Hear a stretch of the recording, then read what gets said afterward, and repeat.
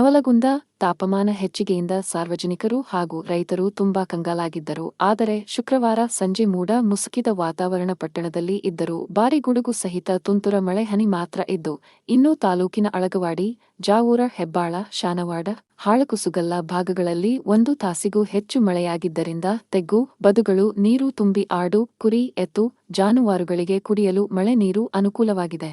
ಇನ್ನು ರೈತರು ಈ ಭಾಗದಲ್ಲಿ ಬೆಳೆದ ಕಬ್ಬಿಗೆ ನೀರು ಅವಶ್ಯಕತೆಯಿಂದ ಮಳೆರಾಯನ ಆಗಮನವನ್ನು ಕಾಯುತ್ತಿದ್ದ ರೈತರಿಗೆ ಸಂತಸವಾಗಿದೆ.